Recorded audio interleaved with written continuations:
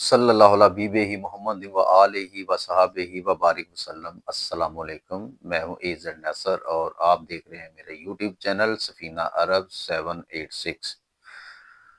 ہمارا بات چیت کا سلسلہ جاری ہے، تو بڑھتے ہیں آج کے مسائل اور سوالات کی طرف، دیکھتے ہیں کس نے کیا پوچھا ہے۔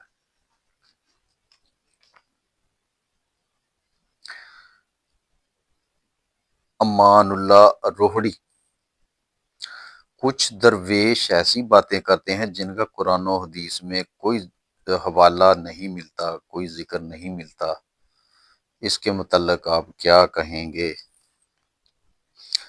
اس کے متعلق میں یہی کہوں گا کہ آپ یہ باتیں نہ سنیں۔ جب آپ سمجھتے ہیں کہ وہ قرآن و حدیث کے مطابق نہیں تو آپ کیوں سنتے ہیں؟ پہلا سوال تو آپ سے ہے۔ اور دوسری چیز یہ ہے کہ اللہ کریم کی ذات لامحدود ہے، اور اس کے جو علوم ہیں وہ بھی لامحدود ہیں، اور کچھ ایسے علوم ہیں جو اللہ کریم نے مخفی رکھے ہوئے ہیں یا سینہ بسینہ جو ہیں چلتے ہیں، تو ضروری نہیں کہ ہر انسان پر وہ علوم جو ہے منکشف ہوں۔ کوئی انسان جب خاص منازل طے کر کے ایک خاص مقام پر پہنچتا ہے تو پھر اللہ کریم وہ ان میں سے کوئی علم اس انسان پر عیاں کر دیتا ہے۔ تو اب ہر بات پہ جو حوالہ اگر آپ تلاش کریں گے، اگر وہ بات ایسی، پہلی بات تو یہ ہے کہ وہ جو جن کے پاس اللہ کریم نے جن کو یہ عطا کیے ہوتے ہیں، پہلی چیز تو یہ ہے کہ وہ یہ بات نہیں کرتے ان کے متعلق، وہ اس چیز کو چھپاتے ہیں، ہر بندے کے سامنے وہ بات نہیں کرتے ہیں، کیونکہ بات اس لیے نہیں کرتے ہیں کہ ہر انسان کی اپنی فطرت اور اپنی سوچ ہے، اور بات کر کے تو پھر انہوں نے جانا کہاں ہے، آپ نے تو فتوے لگا دینے ادھر ہی، تو اس لیے وہ خاموش جو ہے نا زیادہ رہتے ہیں، اس کے متعلق کسی کو بتاتے نہیں کہ ان کے پاس کیا نعمت ہے یا کیا خزانہ اللہ پاک نے ان کو عطا کیا ہوا ہے۔ تو ضروری نہیں ہے کہ ہر بات کا آپ حوالہ ہی ملے، ہر بات کا آپ کو ریفرنس دیا جائے۔ آپ اگر آپ کا یقین نہیں ہے کسی پر تو آپ نہ سنیں، اس میں زبردستی والی تو بات ہے ہی کوئی نہیں۔ اور اگر آپ حضرت موسیٰ علیہ السلام اور حضرت خضر علیہ السلام کا جو واقعہ ہے، جو بیان ہوا ہے قرآن مجید میں، اگر آپ اس پہ تھوڑا سا غور کریں تو آپ کو پتہ چل جائے گا کہ یہ علوم کیا ہیں۔ آپ نے اس واقعے میں یہ سنا ہوگا کہ حضرت خضر علیہ السلام پہلے کشتی میں سوراخ کر دیتے ہیں، پھر وہ جو دیوار ہوتی ہے جو گری ہوتی ہے اس کو فوراً دوبارہ تعمیر کرتے ہیں، حالانکہ حضرت موسیٰ علیہ السلام کا دل نہیں چاہ رہا ہوتا، اس کے بعد ایک بچے کو قتل کر دیتے ہیں۔ تو مجھے آپ بتائیں کہ توریت میں کس جگہ یہ لکھا ہوا ہے کہ کسی کشتی میں سوراخ کر دیے جائے، کسی غریب آدمی کی کشتی میں سوراخ کر دیے جائے، اور کسی بچے کو قتل کر دیا جائے؟ تورات میں کہیں تھا لکھا ہوا؟ تو بات یہ ہے کہ کچھ جو علوم ہیں وہ اللہ کریم اپنے خاص بندوں کو دیتا ہے، ان کو عام طور پر علم لدنی بھی کہا جاتا ہے، تو ہر بات کا جو ہے ریفرنس نہیں ہوا کرتا۔ اگر آپ کوئی بات کسی کی نہیں اچھی لگتی، آپ نہیں یقین کرنا چاہتے، آپ کو پسند نہیں ہے تو آپ مت سنیں۔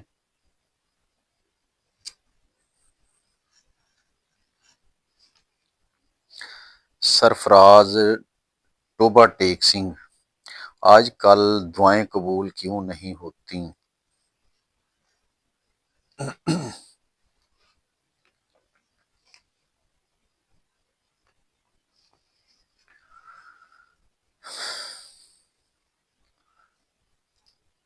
ہم یہ گلہ تو کرتے ہیں کہ ہماری دعائیں قبول نہیں ہوتی، لیکن دوسری طرف ہم اپنی جو حرکتیں ہیں ان کی طرف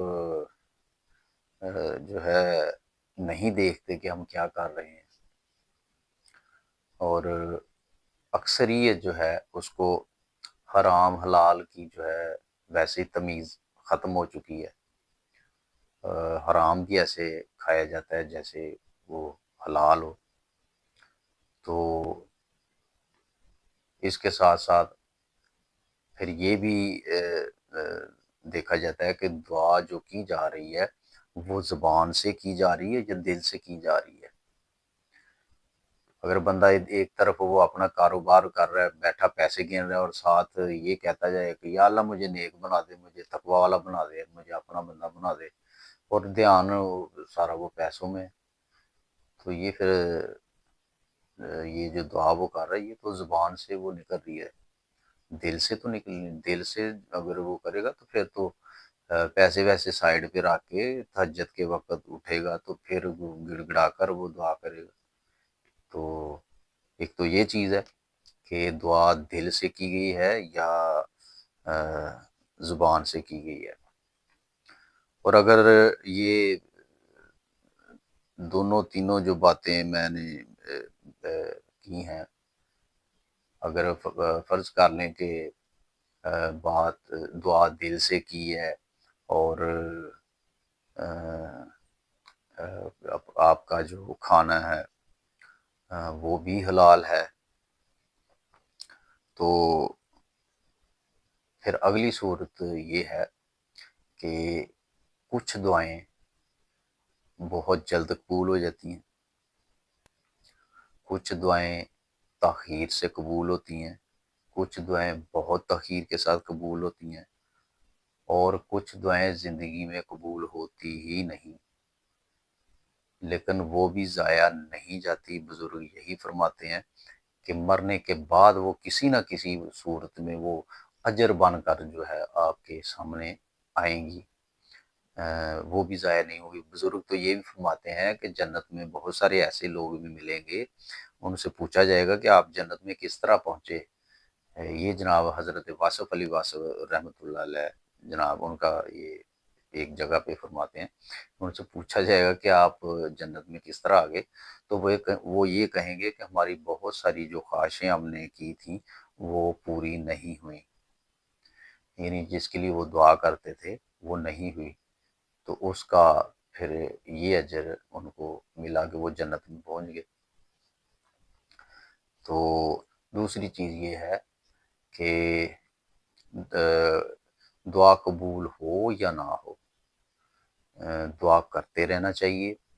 یہ ایک عاجزی کا بھی ایک ذریعہ بنتی ہے، اور اس سے اللہ کریم پر توکل بھی بڑھتا ہے۔ جو لوگ دعا کرنا چھوڑ دیتے ہیں وہ سمجھ لیں کہ وہ جو ہے نا گناہوں کی وادی میں بہت زیادہ آگے نکل چکے ہوتے ہیں، پھر ضمیر ویسے ہی مردہ ہو جاتا ہے، تو ان کو پھر دعا کا خیال نہیں آتا۔ تو جو لوگ دعا کرتے ہیں ساتھ استغفار کرتے ہیں تو ان کی دعائیں کبھی نہ کبھی جو ہے نا اجر ضرور لے کے آتی ہیں، یہاں نہیں تو پھر وہاں صحیح۔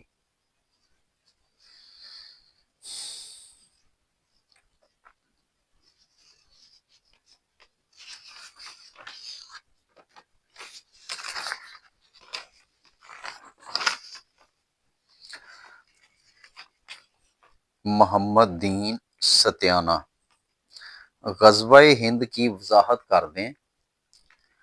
غزوہ تو اس جنگ کو کہتے ہیں جس میں حضور سرور کائنات صلی اللہ علیہ وآلہ وسلم نے شرکت فرمائی ہو۔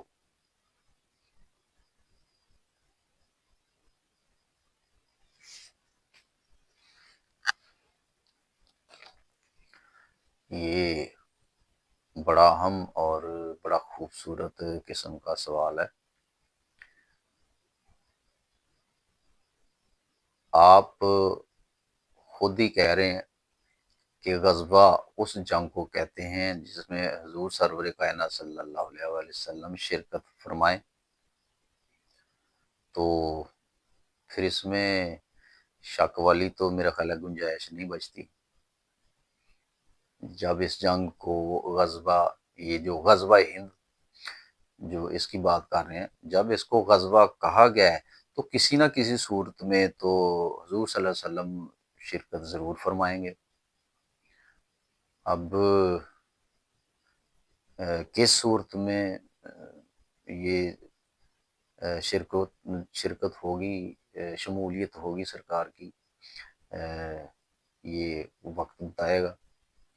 تو ممکن بھی، یہ بھی ممکن ہے کہ حضرت امام مہدی علیہ السلام جو ہیں بظاہر وہ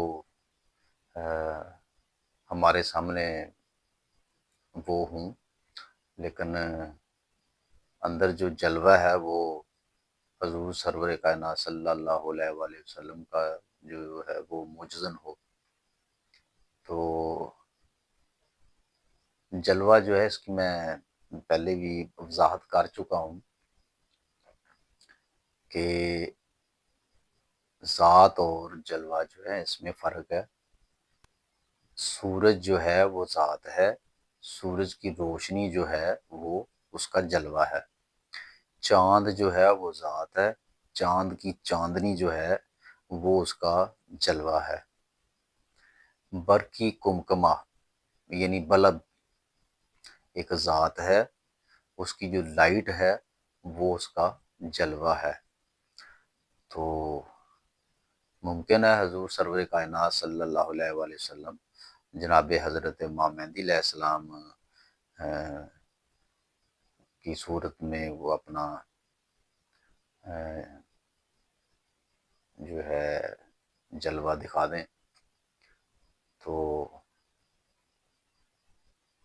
یہ وقت بتائے گا، جب وہ وقت آئے گا کہ کیا صورت ہوتی ہے۔ بہرحال یہ بات تو طے ہے کہ جب اس جنگ کو غزوہ کہہ دیا گیا ہے تو پھر شمولیت تو بنتی ہے۔ اللہ کریم ہم سب پر اپنا فضل فرمائے۔ اجازت دیجیے، اللہ نگہبان۔